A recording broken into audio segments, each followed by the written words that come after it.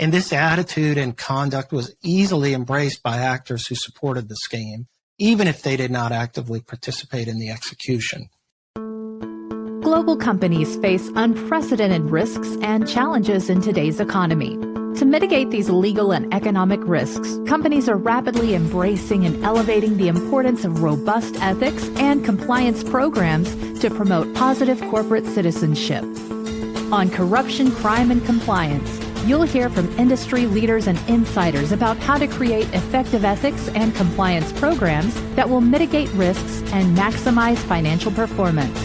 Here's your host, Michael Volkov.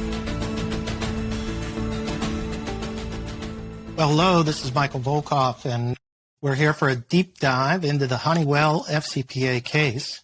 The Justice Department and the SEC had a strong FCPA enforcement year, and they closed out the year with two important cases, ABB and Honeywell.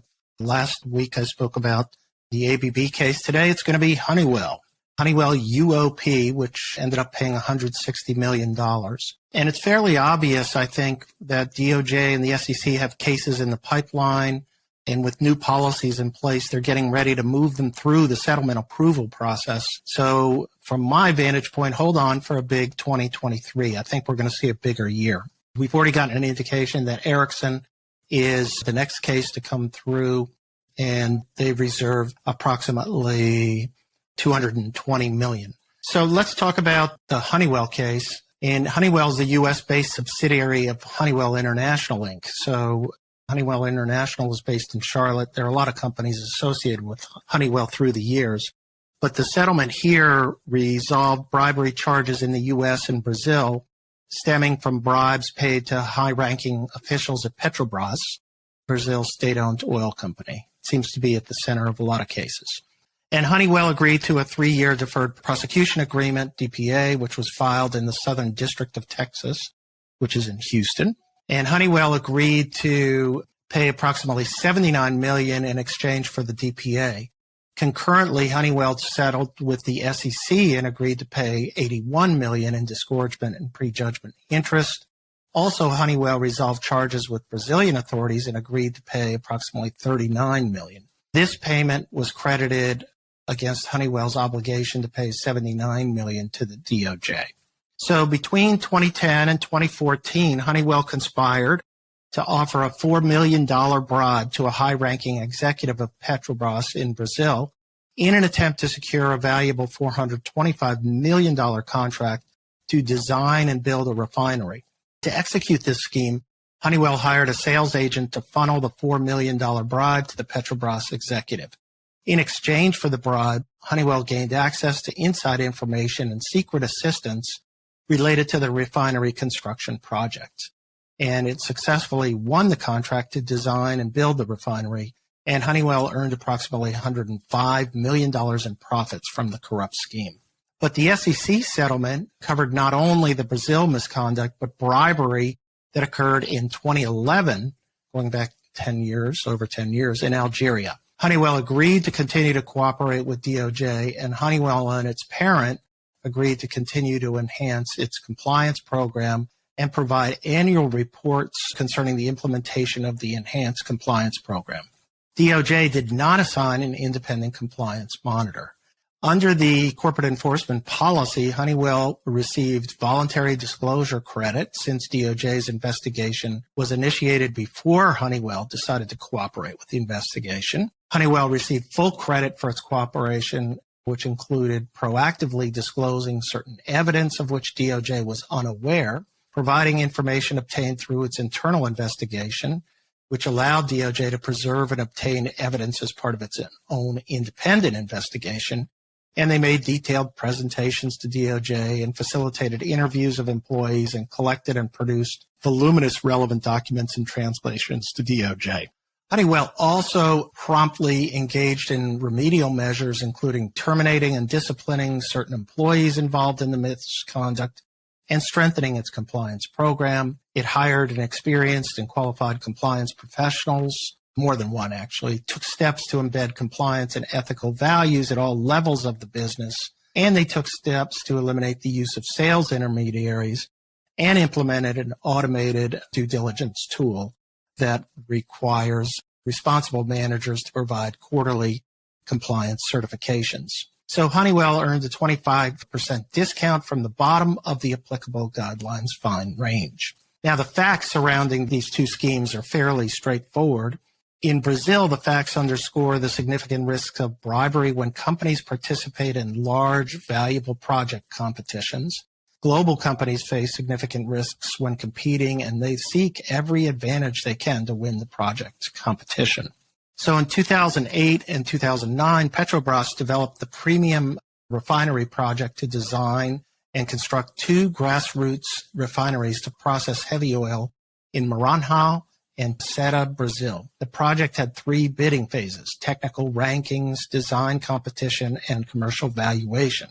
And Honeywell was interested in the project because it was an important foothold in the Brazil oil industry, and Honeywell was going up against two of its biggest competitors. In July 2009, Petrobras invited Honeywell and the competitors to participate in the first phase. They submitted technical proposals. Honeywell and two other companies received the highest technical scores, and all three companies moved on to the second phase. In April 2010, Honeywell searched for a sales intermediary because they thought they didn't have enough high-level contacts with Petrobras. So that shows you at least there was some notion here of bringing in people who can bring contacts to Honeywell in this project competition. Now, there's nothing wrong on its face with that, but it certainly creates risks, and we'll see how that played out. So the Honeywell's account manager for Petrobras recommended a Brazil agent because the agent stated he had access to the downstream director who was going to be making the ultimate selection here.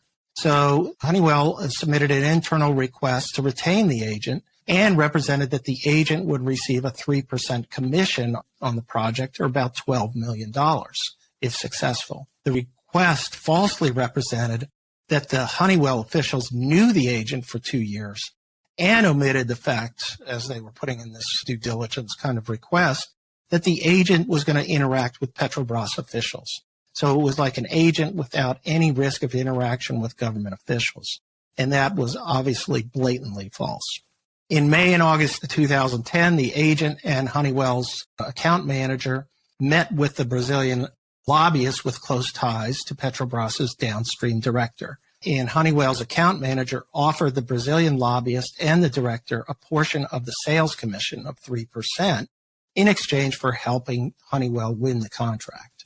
In a subsequent meeting, Honeywell's account manager met with Petrobras downstream director and the lobbyist at a shopping mall, and they agreed that they would assist Honeywell win the contract in exchange for a percentage of the commission. So Honeywell secured the lead in the competition, and the bidders prepared to submit their commercial proposals. Honeywell's account manager updated his supervisors on meetings he conducted with the Petrobras director, the lobbyist, and the sales agent. So even the senior management at Honeywell were aware of what was going on, because the Honeywell account manager and his supervisors referred in emails to the Petrobras's director as the king and the lobbyist as the king's assistant. So Honeywell put in initially a commercial bid of $425 million. A Petrobras lower-level official rejected that bid, but then the king, or the director, intervened and urged them to intervene so that he could bring his control into the matter. At the same time, they were trying to finalize the sales agent agreement, and Honeywell's regional director said, "I want to get this back to the sales agent as soon as possible because we are pushing the king to step up and intercede," close quote. That same day, Honeywell submitted a revised commercial bid of $348 million, which was at the direction and advice of the Petrobras director in terms of what needed to be bid in order to get selected. Petrobras accepted the bid, and Honeywell won the contract. Now, in the course of the project, Honeywell paid the sales agent a total of $10 million in commissions from a U.S. bank account. The payments were made without receipt of an invoice from the sales agent, and the payment request lacked basic relevant information like what was provided, what the sales agent did.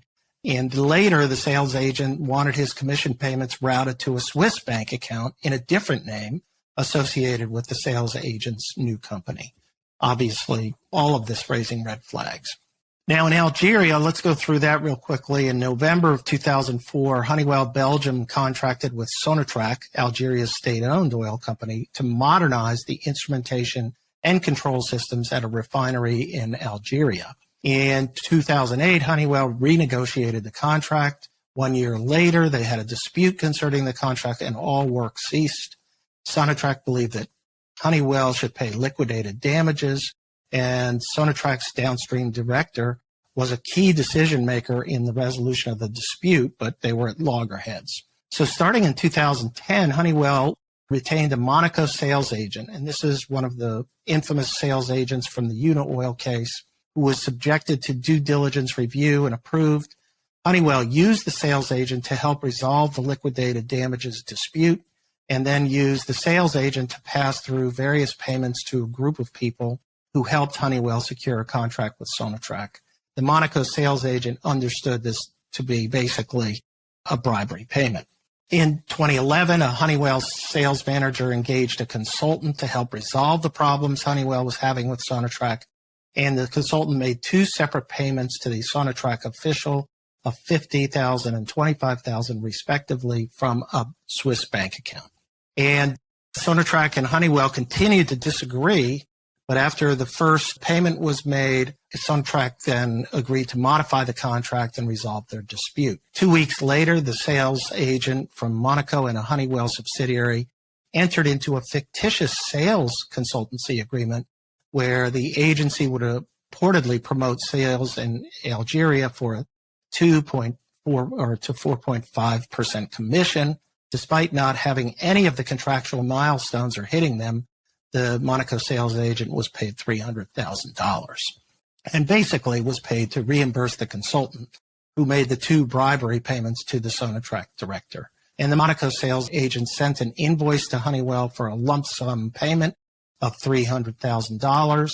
Honeywell approved the invoice payment, although there was some resistance from some of the senior management that was overrun as the business pushed to pay. And the sales agent, in turn, then repaid the consultant the $75,000 through a series of intermediary transfers involving U.S. correspondent banks. So let's talk about lessons learned. And I think this settlement underscored a number of important issues. Again, these are valuable lessons and important pointers for all compliance professionals.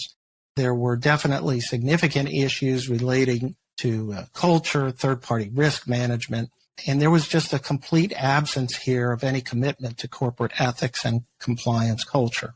The factual statements reveal the complicity of Honeywell's senior management in the ongoing bribery scheme in Brazil, and the Honeywell account manager himself was responsible for negotiating the bribery payment, and he reported regularly through emails and conversations about the progress being made on the bidding process. And everybody, as I said, referred to the director as from Petrobras, the bribe recipient, as the king, and the lobbyist as the funnel, as the king's assistant. Everyone included on these emails understood what was occurring and the importance of the king and the assistant to the overall bidding process. Now, Honeywell also suffered from some serious deficiencies in its internal controls. Perhaps more importantly, Honeywell's actions occurred in an environment where no one raised a question about the bribery scheme. The ongoing work with the king and the assistant and the narrow focus on winning the project through whatever means possible was clear. So it occurred in a high-risk country, Brazil, and Algeria as well, but it was exacerbated here with regard to the Brazil project by the overall size of it. The design and construction project for a cost of $348 million. The risks were heightened, I think, by the fact that Honeywell knew it was competing against its two major competitors. So winning at all costs quickly turned into winning without any compliance with the law. And this attitude and conduct was easily embraced by actors who supported the scheme, even if they did not actively participate in the execution. So this is clearly an example of risks to culture, risks to any company when they're engaged in this type of competitive process. But now let's get a little bit more specific with regard to Brazil and Algeria and the active use of third-party agents who were enlisted to facilitate bribery payments. From start to finish, the selection, engagement, performance, and payment of each agent revealed a glaring absence of relevant controls to each step in the third-party relationship process. Let's start with the Brazil sales agent who was used to make contact with the Petrobras director and arrange with the Honeywell account manager the bribery terms. The sales agent was engaged and selected because of Honeywell's need to establish close contacts, as I mentioned, with high-level Petrobras officials.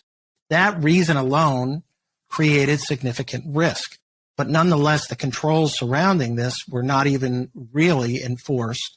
And the Honeywell employees, for example, who prepared the due diligence materials, falsely stated that they knew the agent for 2 years and failed to state that the agent would interact with Petrobras officials. And the internal review of the agent's due diligence application was deficient as well. In Algeria, the Monaco sales agent was retained without any consideration of the plan to use the agent to assist Honeywell in resolving the Sonatrach contract dispute. After securing approval of the Monaco sales agent, Honeywell used the agent to repay a consultant for bribery payments. Finally, in both the Algeria and Brazil situations, Honeywell's financial controls failed to require proper invoicing, description of services, and confirmation of payment arrangements. In the Brazil situation, the sales agent changed his company and banking location to a Swiss bank account, and no inquiries were made as to the nature of the changes and the reasons to justify payments to a Swiss bank account in a different name. Most importantly, however, the failure to inquire as to the nature of the payments, the actual services provided, and the contractual terms that applied to the payments all combined to facilitate illegal payments to be made in furtherance of this bribery scheme. In the Algeria case, actually, a senior executive questioned the $300,000 lump sum payment to the sales agent, but was quickly overruled and approved the payment. The executive's intuition was right, but it is interesting how quickly he abandoned his position in the face of opposition. Again, if Honeywell placed organizational value on a culture of ethics and compliance, the executive may have stood up to the opposition and followed up on his concerns. Well, that's the Honeywell case. Another interesting case, like I said, the year closed out 2022 with 2 important FCPA cases, good lessons learned, good reasons to reinforce your third-party risk management program. So we'll be back next week. Thanks for listening today, and we'll be back next week with another episode. Thanks again. If you enjoyed this episode, the best way to support the show is by subscribing on your favorite listening platform. To learn more and connect with Michael Volkov, go to volkovlaw.com.